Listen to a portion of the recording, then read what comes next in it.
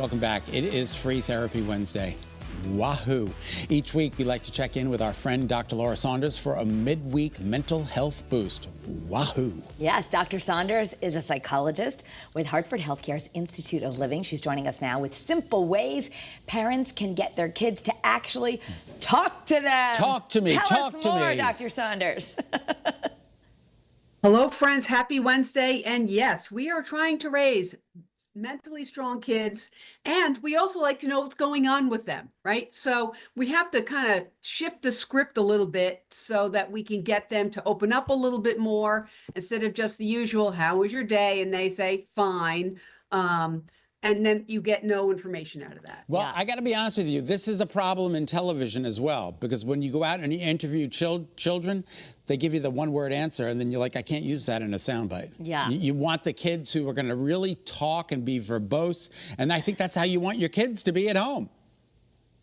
Right. And I mean, that's ideal, right? I mean, you're sitting around the dinner table and you'd like to, find out a little bit about their day. That's the time where you want to connect. And so instead of saying, how was your day? It's something different, like, what was the best part of your day, right? So that encourages your child to scan their brains a little bit, think a little deeper, and come up with something different about what the best part of their day was. Okay, I love that. And the next one, what mistake did you learn from today? And this is important, that's a big one. Is asking with curiosity, not judgment. I mean, kids are so in tune with our tone. Right. And so they're very in tune. I mean, honestly, our tone is probably more powerful than the words that we say. Yes. Because if it comes off as like, what mistake did you make today? You're not going to get much. Instead of, you know what? I did something today that I could have changed. What mistake did you make today that you can learn from, right? So there's a sense of like openness and connection around it as well, but you're really kind of normalizing that it's okay to make mistakes and that we learn from them.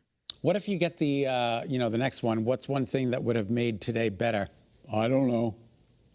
And then they shut down. Well, there's always that IDK response. That's a possibility. And then if you don't get something, you move on. I also always like to encourage parents to then share themselves. Like, what's one thing that would have made today better? I wish I had actually gone out for a walk during my lunch break today, right? So you can share and sort of get the momentum going around being a little bit more open. And it's okay to identify frustration and disappointment and other things that you wish you would have done differently. Yeah, and I like the next one. The kids are under so much academic pressure, and of course we want them to do well because, all that.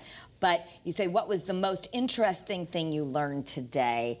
That gets them more into the idea of learning for learning rather than, did you get this assignment done? Did you turn in that? Did you do this?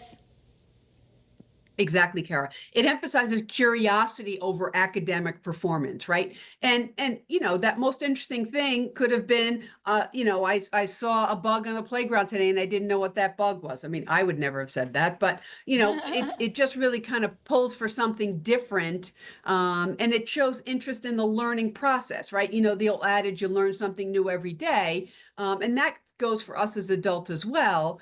But at the same time, you want to really kind of spark that curiosity in your children. I have to give you a lot of credit, Doc, because it is your profession to seek knowledge and information out of children.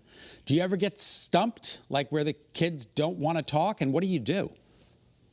So I do get stumped, right? In therapy, we call it resistance, right? You get resistance.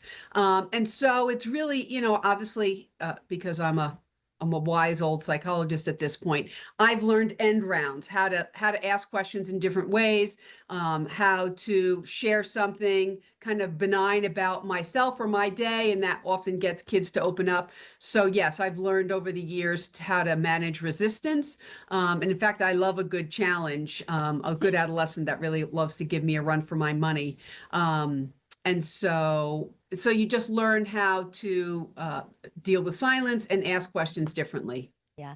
I think sometimes, and I think of the questions that you teach us, but the car is a good place, right? Because there's not direct eye contact. Something about not staring at them directly. Sometimes they seem to open up more.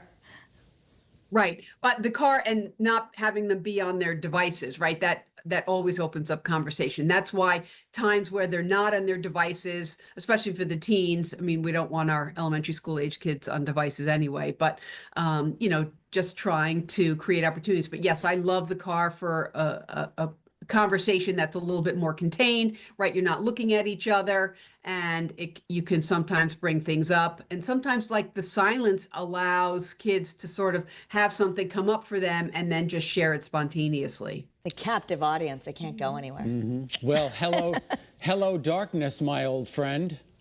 Thank you, The Sound of Silence. Yes, and we are ready to deal with whatever comes our way as parents. Yeah, absolutely. God bless you. All right, we're going to take a deeper dive on from your side of the couch on the Kara's Cures podcast. Dr. Saunders gives wisdom every week on the Kara's Cures show, so check it out. And we'll see you a little later. Have a great day. All right, you too.